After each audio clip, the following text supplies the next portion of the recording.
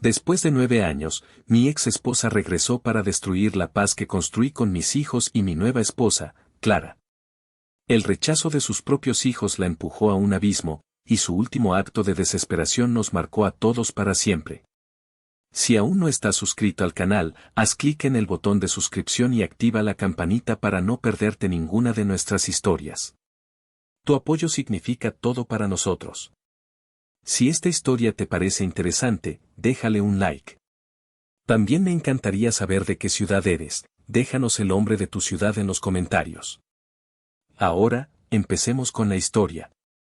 El sol de Querétaro caía tibio esa tarde de sábado, uno de esos soles de otoño que no queman, sino que abrazan. El aire olía a tierra mojada por el riego de la mañana y al aroma dulzón de las bugambillas que Clara, mi esposa, había plantado con tanto esmero por toda la barda del jardín. Era un sonido familiar, el de la paz. El clic-clic de la matraca en mis manos mientras ajustaba la cadena de la bicicleta de Lucía era la banda sonora de nuestra normalidad, una normalidad que me había costado casi una década construir. Mateo, mi hijo mayor, estaba en su cuarto, cegaramente inmerso en algún videojuego con sus amigos, y su risa amortiguada se filtraba de vez en cuando por la ventana abierta. Todo estaba en su lugar. Todo estaba bien. Por eso, cuando el timbre sonó, con su agudo y electrónico dindón que rompía la armonía de la tarde, no sentí nada más que una leve molestia. Seguramente era un vendedor o algún vecino pidiendo azúcar. Dejé las herramientas en el pasto, me limpié las manos llenas de grasa en un trapo viejo y caminé hacia la puerta principal, arrastrando un poco los pies. Giré el pomo y abrí. Y el mundo que había construido con tanto esfuerzo se detuvo. El tiempo se congeló. El aire se volvió denso, pesado, imposible de respirar. Frente a mí estaba ella. Sofía. 9 años. 9 años, 3 meses y 12 días, para ser exactos. Había contado cada uno de los primeros 1000 días, hasta que el dolor se volvió una costra sorda y dejé de hacerlo. 9 años y ahora estaba ahí, parada en mi porche como si solo hubieran pasado 9 minutos. Estaba más delgada. El sol de vaya a saber dónde había curtido su piel y unas finas arrugas, como delicados hilos de plata, se dibujaban en las comisuras de sus ojos. Su cabello, antes de un negro azabache, ahora tenía reflejos cobrizos y lo llevaba más corto, en un estilo despreocupado que gritaba libertad. Pero sus ojos eran los mismos. Grandes, oscuros, y con esa intensidad que una vez me había parecido la promesa del universo entero y que ahora solo me parecía el abismo de un egoísmo sin fondo. Por una fracción de segundo, un fantasma de la memoria me traicionó.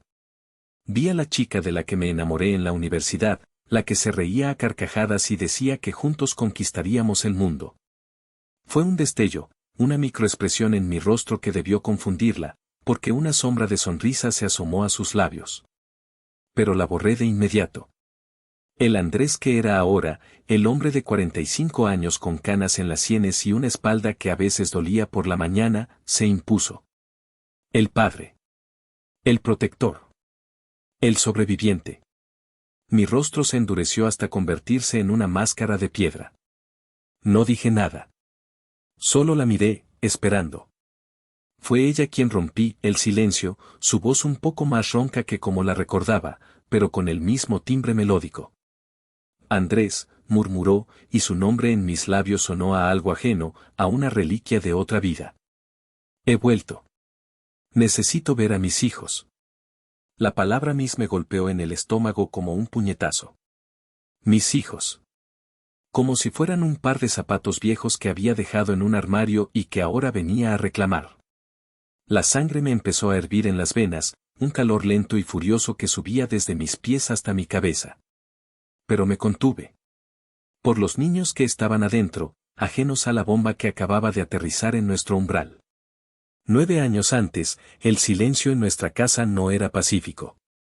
Era un silencio denso, cargado de reproches no dichos y de distancias que se medían en metros dentro de la misma habitación. Yo era un ingeniero civil en pleno ascenso, obsesionado con mi trabajo, con la idea de darles a Sofía y a los niños la casa perfecta, el futuro perfecto. Llegaba tarde, cansado, con la cabeza llena de planos y presupuestos, y encontraba a Sofía cada vez más ausente, con la mirada perdida en la pantalla de su celular. Su nuevo círculo de amigas del yoga, liderado por una gurú de la vida llamada Valeria, se había convertido en su verdadero hogar. Valeria era una de esas mujeres que hablaba en eslóganes de autoayuda, pregonando la autenticidad y la liberación de las ataduras sociales. Para ella, el matrimonio y la maternidad eran jaulas doradas que impedían a las mujeres realizar su verdadero potencial. Y Sofía, insegura y permeable, se bebió ese veneno como si fuera agua bendita. Recuerdo una noche en particular, una de nuestras últimas discusiones. Yo había llegado a casa con la noticia de un gran proyecto que me habían asignado. Estaba eufórico. Ella apenas me miró. Estoy construyendo nuestro futuro, Sofía, le dije, con un tono que ahora reconozco como desesperado. ¿Nuestro futuro?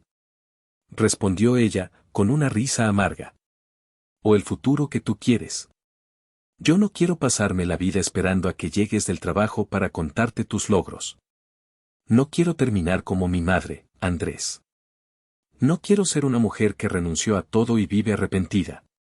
Sus palabras me dolieron, pero también me hicieron ver una verdad incómoda. Quizás tienes razón, admití, sentándome pesadamente en el sofá. Quizás estoy tan ocupado construyendo casas para otros que olvidé cómo construir la mía. Pero mi intento de acercamiento llegó demasiado tarde. Su decisión ya estaba tomada. La estocada final fue durante unas vacaciones en la playa que yo había planeado con la ilusa esperanza de reconectar. En lugar de construir castillos de arena con Mateo y Lucía, Sofía se pasó los días al teléfono con Valeria, planeando su fuga. La última noche, con el sonido de las olas rompiendo de fondo y los niños durmiendo en la habitación contigua, me lo soltó. Me voy, Andrés. No hubo lágrimas, no hubo drama. Solo una frialdad quirúrgica que me heló los huesos. Me voy a California con Valeria. Necesito encontrarme a mí misma, saber quién soy sin ser la esposa de alguien o la madre de alguien. Intenté de todo. Le supliqué, le propuse terapia, una separación temporal. Le ofrecí trabajar menos, cambiarlo todo. Pero ella me miraba como si yo fuera parte del problema, un obstáculo más en su camino hacia la iluminación. No lo entiendes, decía. Esto no es sobre ti. Es sobre mí. Pero sí era sobre mí. Y sobre todo, era sobre ellos. La escena de la despedida está grabada a fuego en mi memoria. Se arrodilló frente a un Mateo de 6 años, que la miraba con una confusión que le partía el alma. Mami tiene que hacer un viaje largo, le dijo, con una sonrisa forzada. Pero te quiero mucho, ¿sabes? Y mi hijo, con esa inocencia brutal que solo tienen los niños, le preguntó. ¿Dice algo malo, mami? ¿Por eso te vas?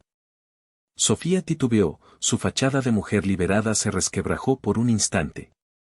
Pero se recompuso. No, mi amor, claro que no. Nunca pienses eso. Luego se acercó a Lucía, mi pequeña de 4 años, que se aferró a su pierna con la fuerza de la desesperación, su carita inundada en lágrimas. Su llanto un sonido agudo y roto que todavía me persigue en algunas pesadillas. Sofía apenas pudo darle un beso en la cabeza antes de zafarse y caminar hacia la puerta sin mirar atrás. Vi cómo su coche se alejaba por la calle, dejando tras de sí una estela de polvo y 3 vidas destrozadas. En ese momento, no sentí tristeza. Sentí un vacío tan absoluto, tan vasto, que pensé que me tragaría entero. Los primeros meses fueron un infierno borroso. De repente, era un padre soltero con 2 niños traumatizados que se despertaban llorando por las noches preguntando por su mamá.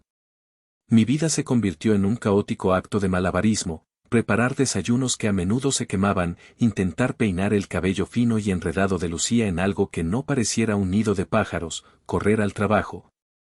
Salir corriendo del trabajo, ayudar con las tareas, bañar a los niños, leerles un cuento y luego, cuando la casa por fin quedaba en silencio, sentarme en la cocina a oscuras y sentir el peso del mundo sobre mis hombros. Me sentía un impostor.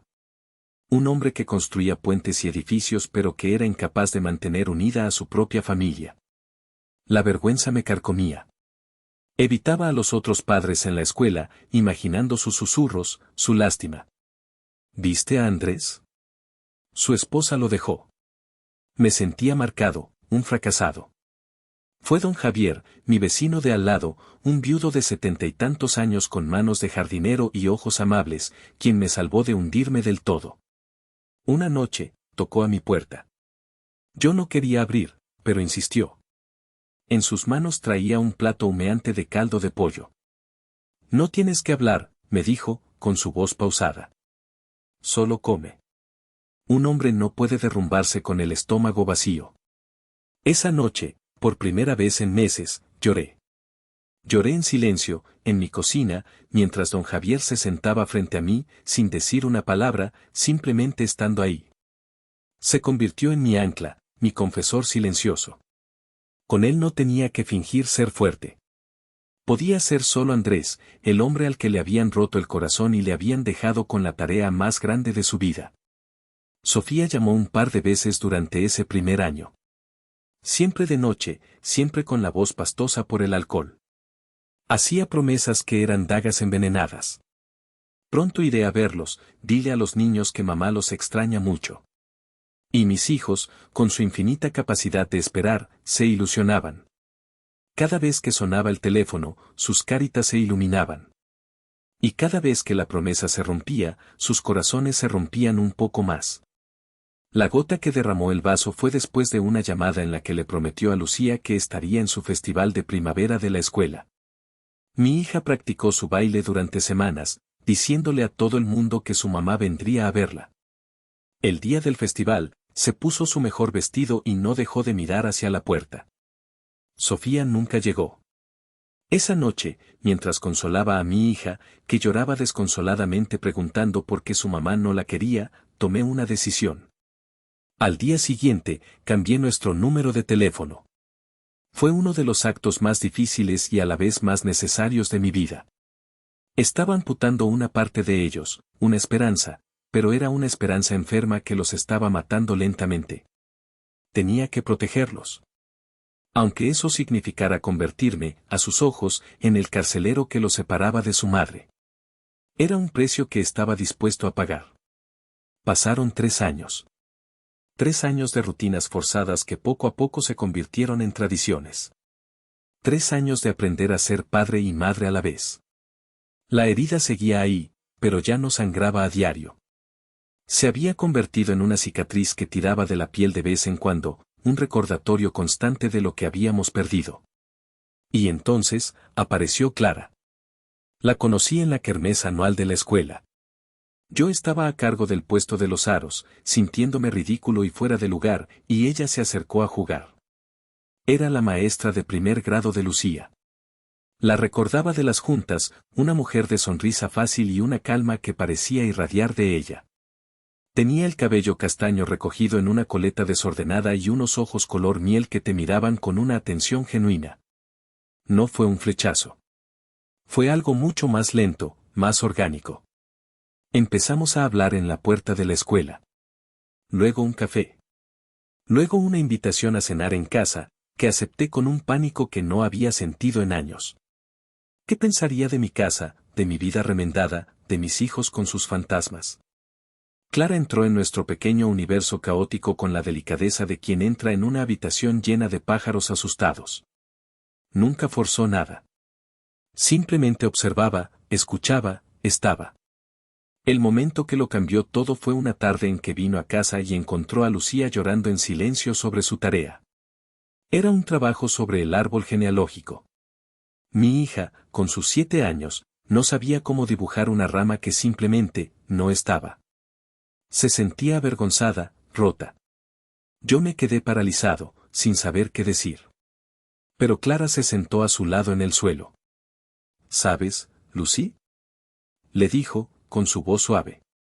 A veces los árboles tienen ramas que se rompen en una tormenta. O ramas que deciden crecer en otra dirección, muy, muy lejos. Pero siguen siendo parte de la historia del árbol.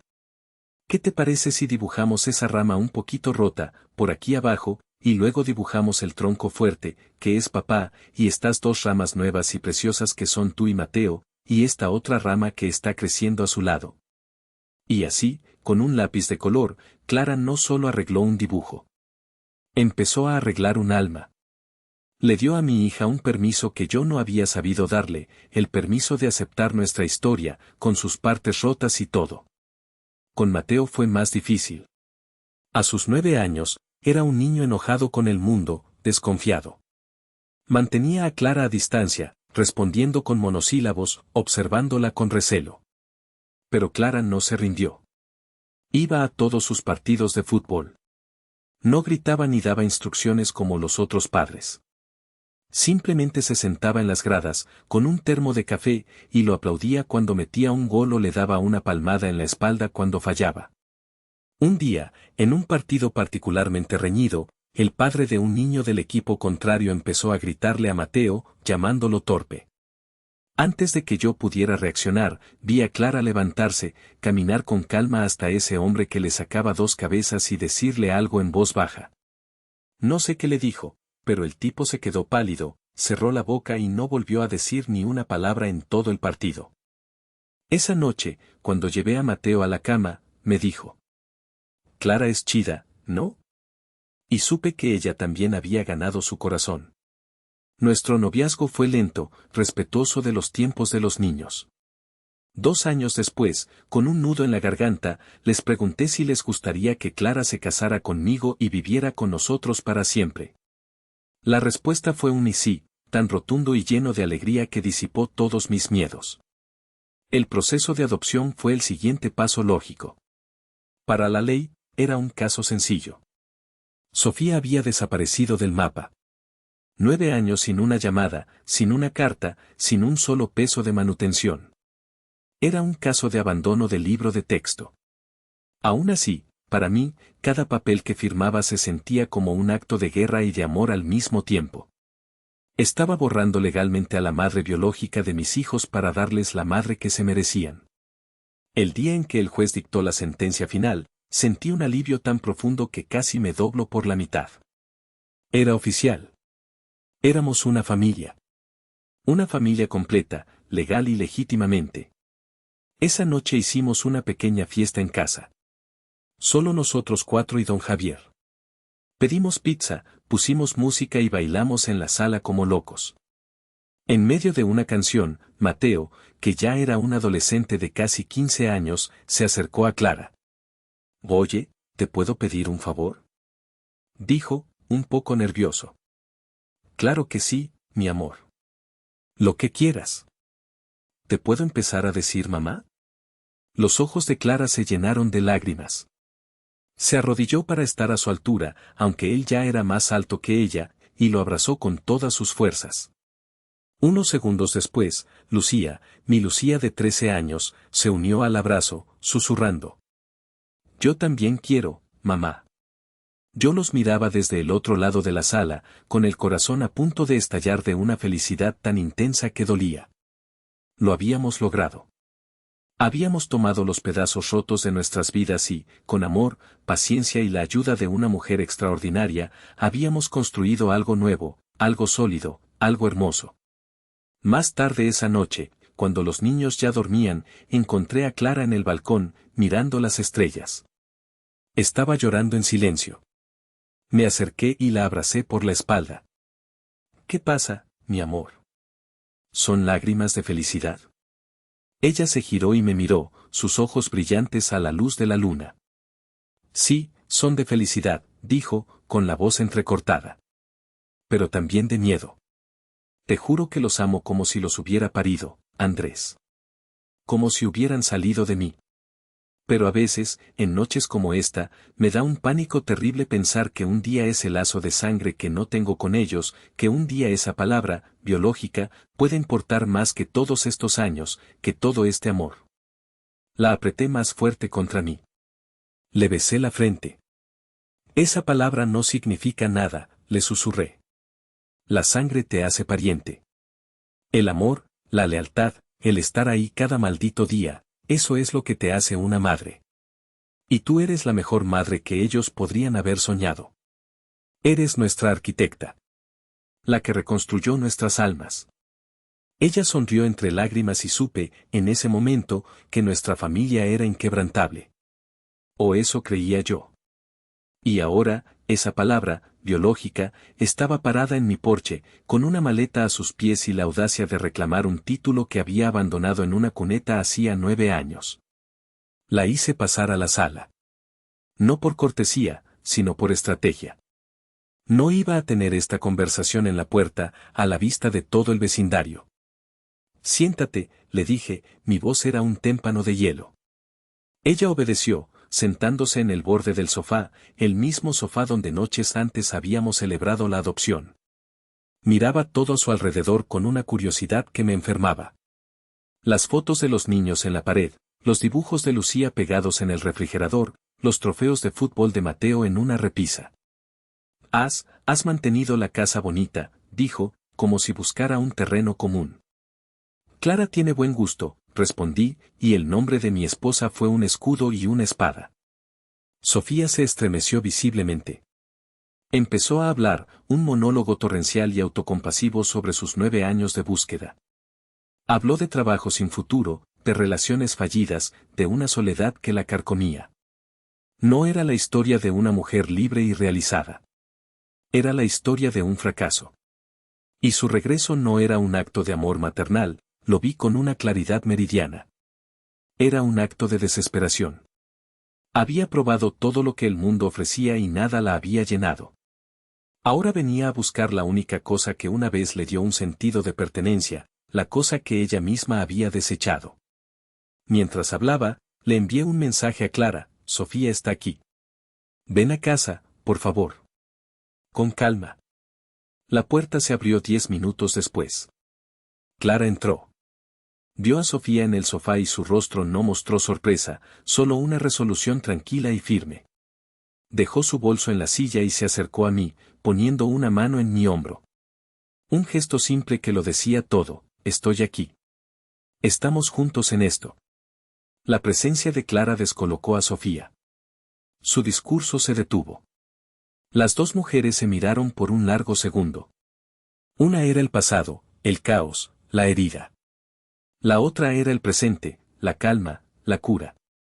Y entonces, escuchamos el sonido de la puerta trasera. Eran los niños, que volvían de jugar en el parque. Entraron a la sala riendo, sudorosos y felices. Y se detuvieron en seco.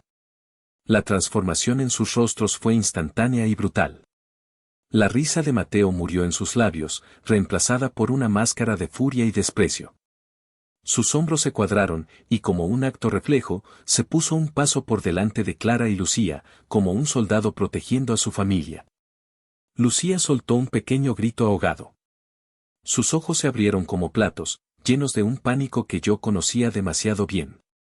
Retrocedió instintivamente hasta chocar con las piernas de Clara, y se aferró a ella, escondiendo su rostro en su cintura, temblando como una hoja. Sofía se levantó, una sonrisa temblorosa y suplicante en su rostro. Mateo. Lucy, soy yo. Soy mamá. El silencio que siguió fue pesado, denso, cargado de electricidad. Y fue Mateo quien lo rompió. Su voz, ya la voz de un hombre, resonó en la sala, llena de un veneno helado. Tú no eres nuestra madre, escupió cada palabra. ¿Qué demonios quieres aquí? Y lárgate de nuestra casa. Nuestra mamá está aquí. Y con un gesto de la cabeza, señaló a Clara, quien seguía inmóvil, con Lucía pegada a ella como una segunda piel. El golpe fue devastador para Sofía. Su rostro se descompuso. La esperanza, por más ilusa que fuera, se hizo añicos contra el muro de odio de su propio hijo. Miró a Lucía, buscando quizás un aliado, un atisbo de la niña dulce que recordaba. Lucy, mi amor, ¿no me vas a decir nada? Lucía solo se apretó más contra Clara, negando con la cabeza, sus sollozos ahora audibles, pequeños espasmos de dolor y miedo. Sofía se derrumbó. No físicamente, pero su espíritu se quebró ante mis ojos. La mujer audaz y liberada desapareció, dejando en su lugar a una extraña patética y derrotada. Se giró hacia mí, sus ojos suplicando. Andrés, haz algo. Diles. Ya lo oíste, la interrumpí, mi voz tan dura como el acero. Esta ya no es tu casa. Y ellos ya tomaron su decisión. Creo que es hora de que te vayas. Sofía se fue, pero la paz no regresó. Su partida dejó una estela tóxica en el aire de nuestra casa. Esa noche, nadie cenó. Lucía tuvo pesadillas y se pasó a nuestra cama, algo que no hacía en años. Mateo se encerró en su cuarto, la música a todo volumen como una barrera contra el mundo. Clara y yo nos sentamos en la cocina hasta la madrugada, en silencio, sosteniéndonos las manos, sabiendo que esto era solo el principio. Y lo fue. Al día siguiente, mi teléfono empezó a arder. Mensajes de texto. Decenas de ellos. Al principio eran suplicantes. Por favor, déjame explicarles. Cometí un error, lo sé. Luego, al ver que no respondía, se tornaron acusatorios. Les has envenenado la mente en mi contra. Me estás robando a mis hijos, Andrés, esto es cruel. Y finalmente, amenazantes. Tengo derechos. Soy su madre biológica. Puedo ir a la corte. La palabra corte me encendió una alarma. Aunque sabía que legalmente estábamos protegidos, la sola idea de someter a mis hijos a un proceso legal, a interrogatorios, a tener que elegir públicamente, era una pesadilla. Tenemos que adelantarnos a esto, le dije a Clara, mostrándole los mensajes. Ella asintió, su rostro serio pero tranquilo. Llama al licenciado Ramos. El mismo que nos ayudó con la adopción. Necesitamos saber exactamente en qué terreno estamos parados. No por nosotros, por ellos. La consulta con el abogado fue un bálsamo. El licenciado Ramos, un hombre bajo y robusto con una mente afilada como una navaja, fue categórico. Andrés, Clara, no tienen nada de qué preocuparse, dijo, revisando el expediente de la adopción. La patria potestad de la señora Sofía fue terminada por abandono. Legalmente, ella tiene la misma relación con Mateo y Lucía que un extraño en la calle. Cualquier intento de demanda sería desestimado de inmediato. Es un caso cerrado. Sentí que me quitaban un peso de encima. Pero sabía que la lógica legal no aplicaba a una mente desesperada. Decidí llamarla. No para negociar, sino para establecer un hecho. La llamé desde el coche, saliendo de la oficina del abogado. Contestó al primer timbrazo. ¿Andrés? Sofía, dije, mi voz plana, sin emoción. Escúchame con atención porque solo lo diré una vez. He hablado con mi abogado. Tus derechos parentales fueron terminados legalmente hace años. No tienes ningún derecho sobre los niños. Ninguno. Ni de visita, ni de custodia, ni de nada. Es un hecho legal e inmutable. Esperaba que la realidad la golpeara, que entendiera que el juego había terminado. Me equivoqué. Eso es solo un papel.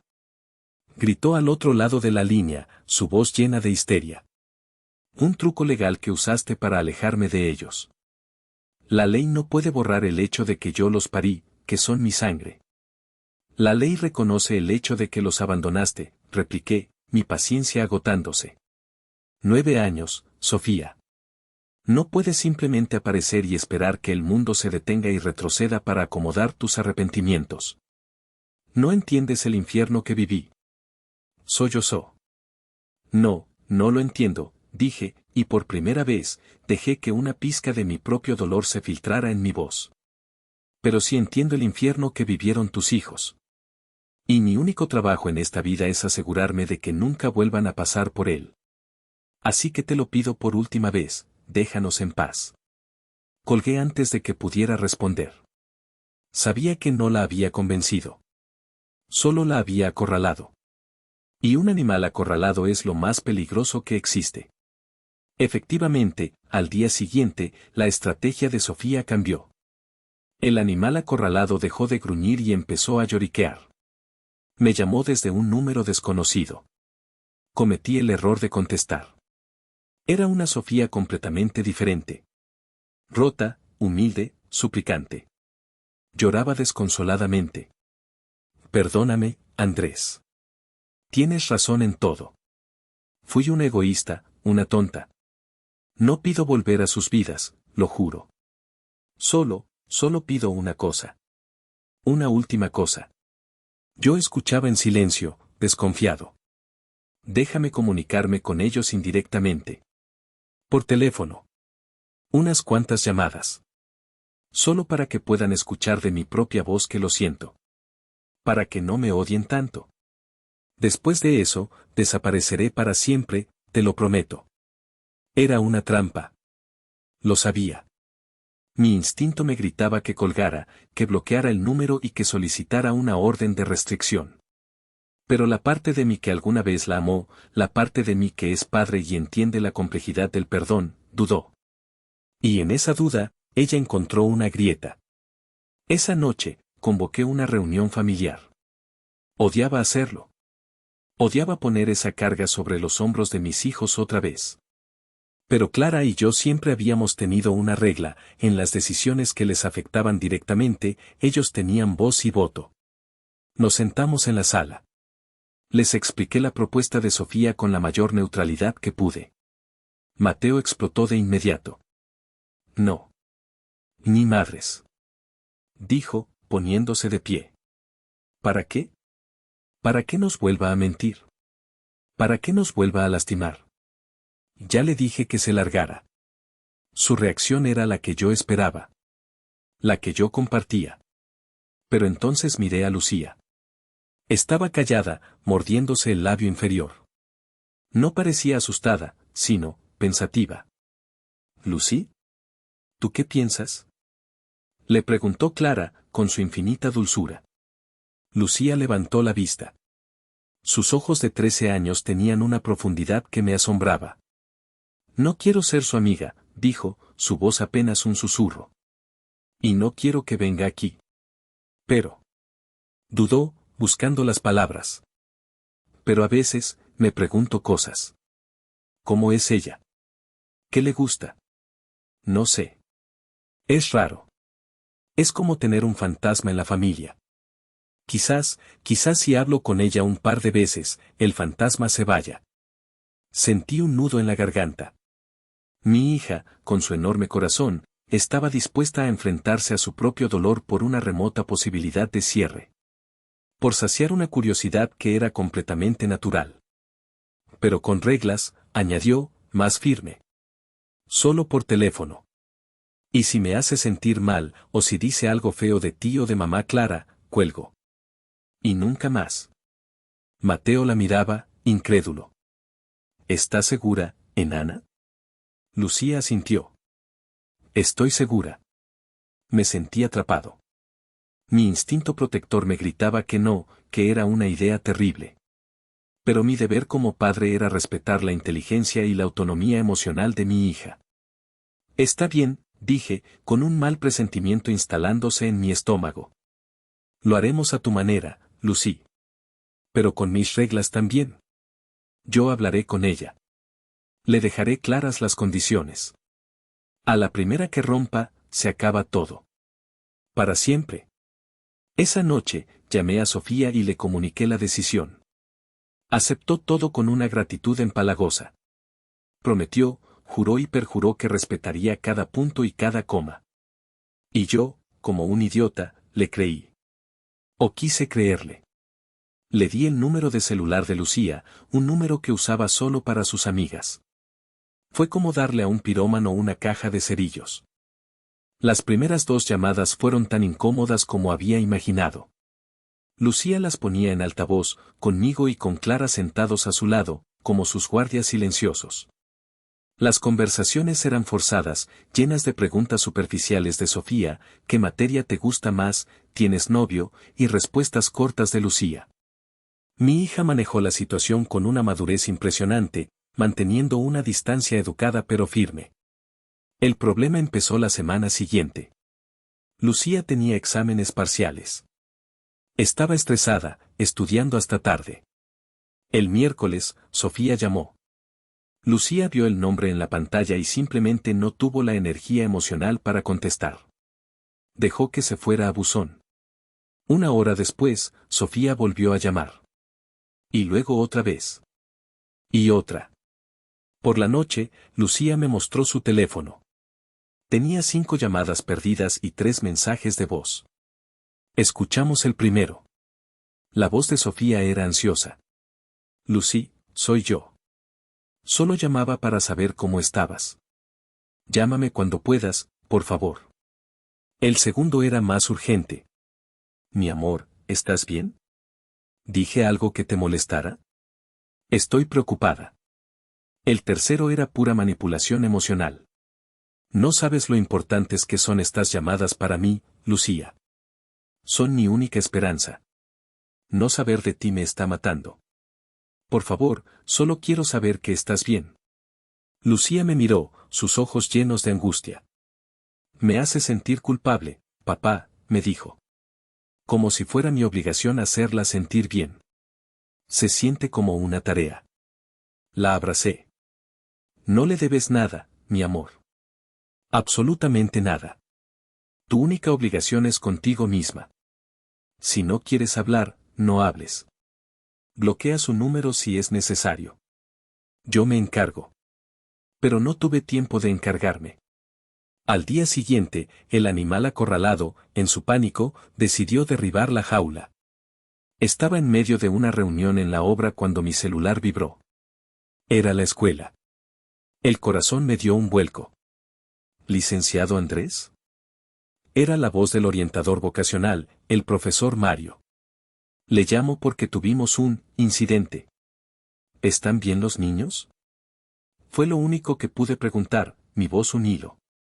Sí, ellos están bien. Lucía está aquí conmigo en mi oficina, está un poco asustada, pero está bien. El problema es que una mujer vino a la escuela. Dijo que era la madre de Lucía y exigió verla. Sentí que el suelo se abría bajo mis pies. Sofía, mascullé. Exacto. Dijo que había una emergencia familiar. El personal de la entrada revisó los registros y vio que la madre autorizada es la señora Clara. Le dijeron que no podía pasar.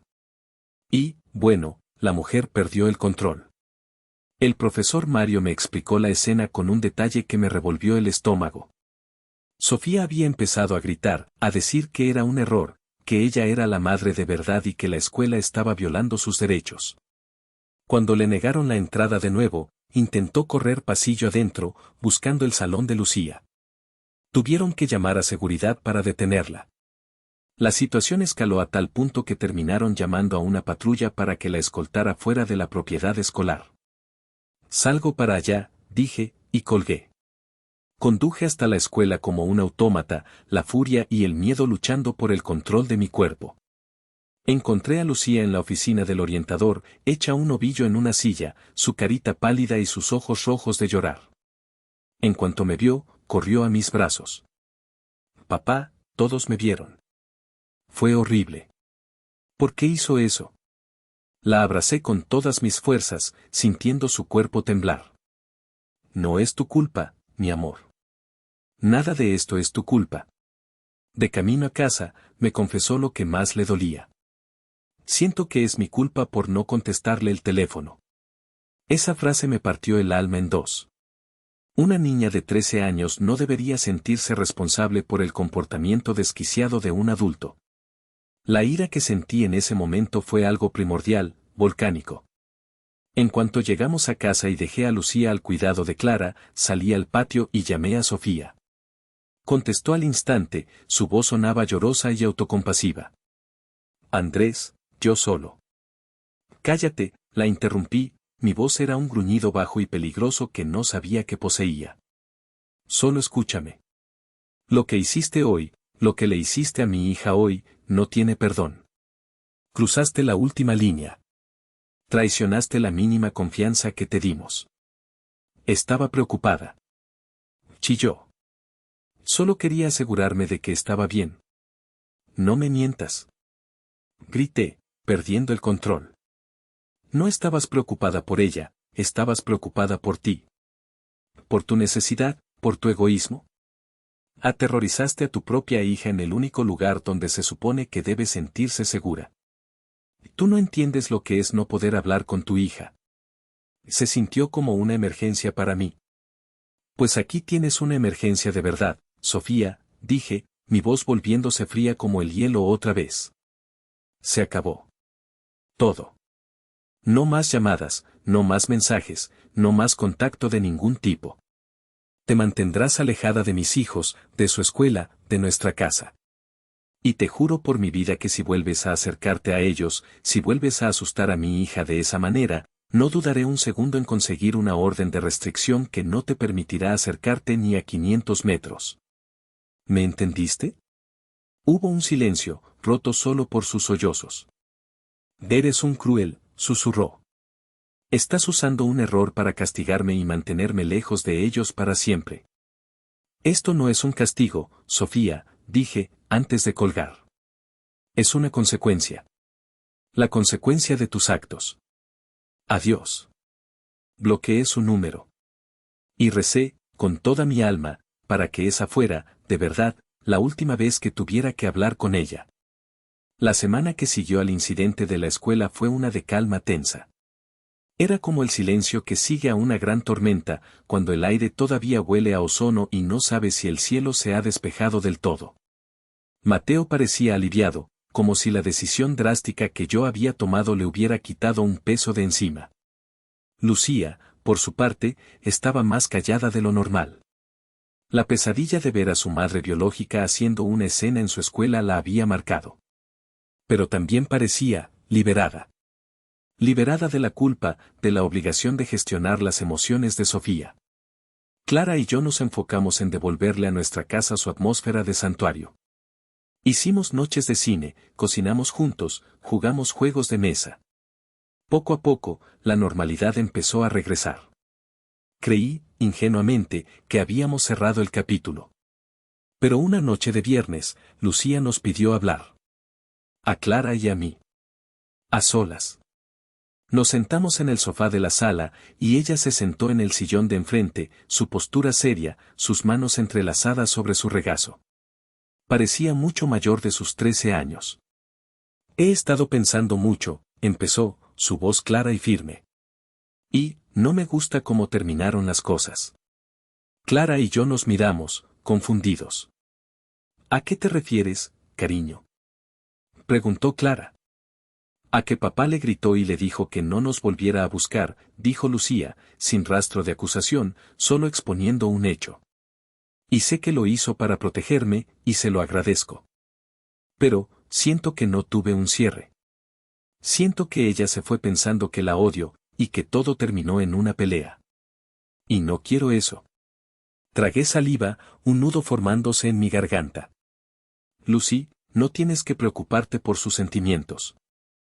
No es por ella, papá, me interrumpió, y sus ojos se clavaron en los míos con una intensidad que me desarmó.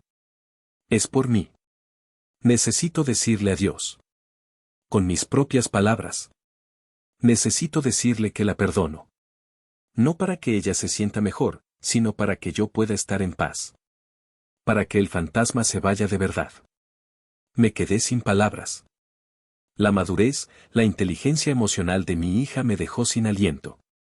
Había pasado días sintiéndome como un león protegiendo a su cachorro, y resulta que el cachorro tenía la sabiduría de un anciano. Quiero llamarla, continuó. Una última vez. Y quiero que ustedes estén ahí. Pero quiero ser yo la que hable. Quiero decirle que la perdono por irse, pero que no hay un lugar para ella en mi vida. Y que le deseo que sea feliz.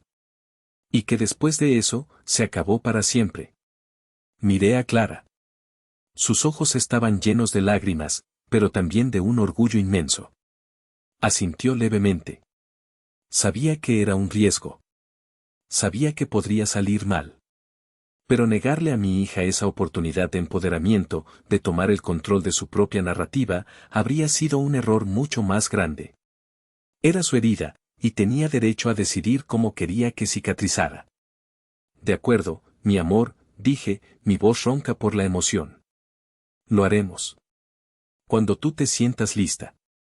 El sábado por la tarde, Lucía dijo que estaba lista. Nos reunimos en mi estudio, un lugar neutral. Usamos mi teléfono, desbloqueando el número de Sofía por última vez. Lucía tenía una pequeña hoja de papel en la mano, con puntos que había escrito. Su rostro estaba pálido pero decidido. Puse la llamada en altavoz. Sonó 1, 2, 3 veces.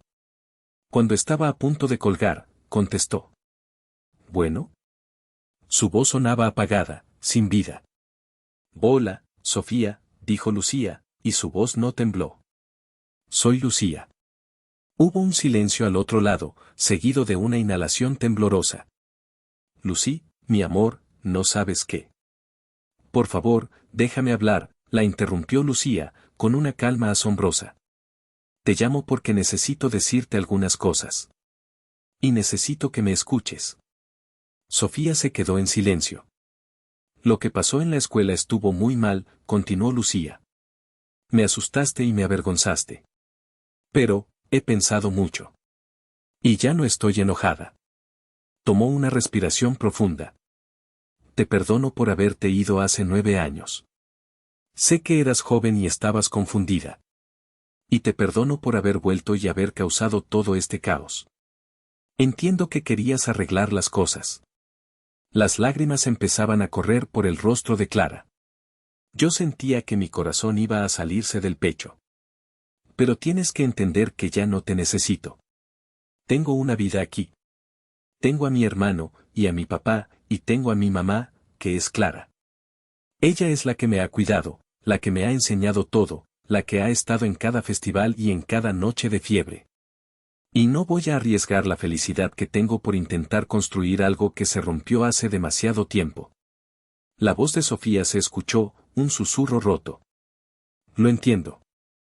Por eso te llamo, dijo Lucía, su voz ahora más suave. Para decirte adiós. De verdad. Espero que encuentres tu propia felicidad, en serio lo espero. Pero mi familia está aquí. Y esta es la última vez que vamos a hablar. El silencio que siguió fue el más pesado que he escuchado en mi vida. Y entonces, la voz de Sofía regresó, pero era diferente. Era una voz vacía, hueca, desprovista de toda esperanza. Gracias, Lucía, murmuró. Gracias por ser tan valiente. Tienes razón en todo. Hay errores que no se pueden reparar. Hay cosas que no se pueden recuperar. Entiendo que te perdí para siempre. Sé feliz, mi niña. Ten una vida maravillosa. Y perdón por todo el dolor que causé al volver. Y colgó. Lucía se quedó mirando el teléfono por un largo rato. Luego levantó la vista, y por primera vez en semanas, vi una paz genuina en sus ojos. Dejó escapar un largo suspiro, como si se hubiera quitado un peso de encima. Se levantó y nos abrazó a Clara y a mí. Se acabó, susurró. El fantasma se fue. Pensamos que era un final. Un final triste, pero un final al fin. No sabíamos que solo era el preludio de la última tragedia. 3 días después, martes por la mañana, estaba en la oficina revisando unos planos cuando sonó mi celular. Era un número desconocido, de larga distancia. Contesté con recelo. ¿Hablo con el señor Andrés? Sí, soy yo. Señor, mi nombre es Elena Rojas, soy trabajadora social del Hospital General de la ciudad de, mencionó una ciudad a varias horas de distancia. Le llamo porque usted figura como contacto de emergencia de una paciente llamada Sofía. El mundo se me vino encima. ¿Qué pasó?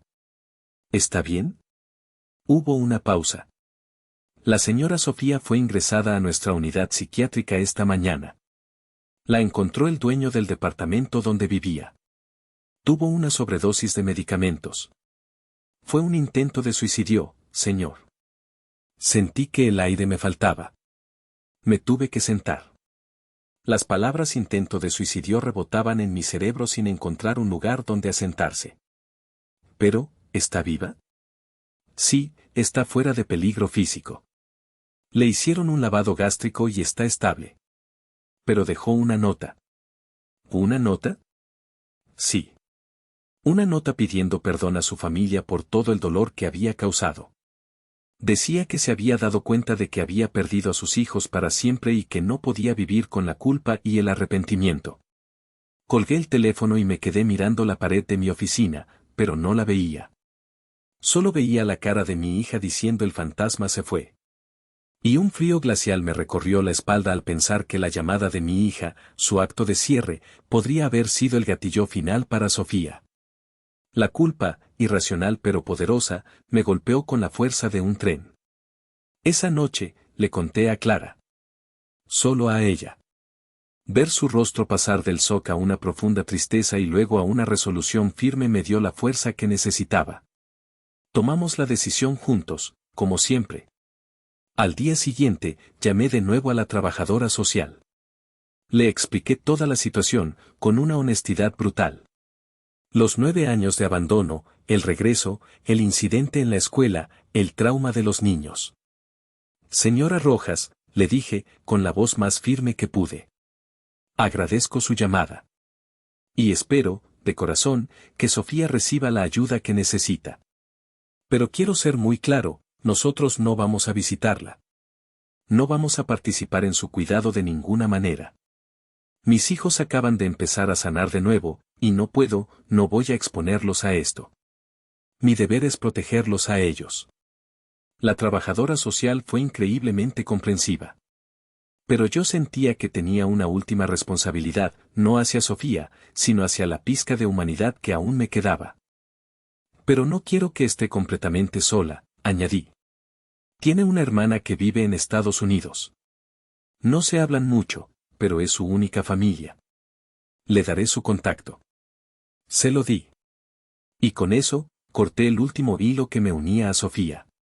Decidimos nunca contarles a los niños la verdad sobre el intento de suicidio. Sería una carga demasiado pesada para sus corazones, una responsabilidad que no les correspondía llevar. Han pasado 6 meses. La vida ha vuelto a su ritmo tranquilo y predecible. A veces, por la noche, pienso en Sofía. Me pregunto si estará bien, si su hermana la habrá ayudado, si habrá encontrado algún tipo de paz. Siento lástima por ella, una lástima profunda y triste. Pero luego miro a mi alrededor. Miro a Mateo, que ahora se ríe más y discute conmigo sobre qué carrera quiere estudiar. Miro a Lucía, que ha vuelto a ser la niña alegre y creativa de siempre, llenando la casa con su música y sus dibujos. Y miro a Clara, mi ancla, mi compañera, el corazón de nuestra familia. Y entiendo. Mi responsabilidad nunca fue salvar a Sofía de sus propios demonios. Ella tomó sus decisiones, y las consecuencias, por trágicas que fueran, eran suyas. Mi responsabilidad siempre estuvo aquí. En esta casa. En este jardín donde ahora, en esta tarde de primavera, mis hijos ríen mientras juegan con el perro que acabamos de adoptar. Hay ruinas que no se pueden reconstruir. Hay cimientos tan dañados que es mejor no volver a edificar sobre ellos. A veces, lo único que puedes hacer es tomar los pedazos que quedaron, buscar un terreno nuevo y, con amor, paciencia y una fe inquebrantable, construir algo diferente. Algo nuevo. Algo más fuerte.